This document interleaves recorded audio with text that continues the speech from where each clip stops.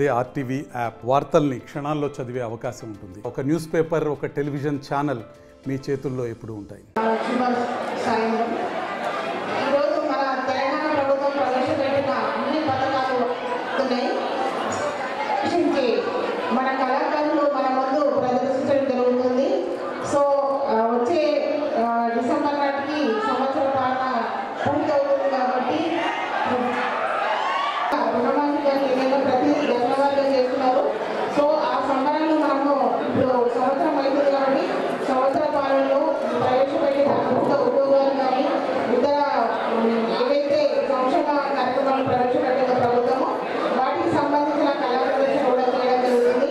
కాబట్టి చేసిన అందరూ దాన్ని వినియోగం చేయాలి.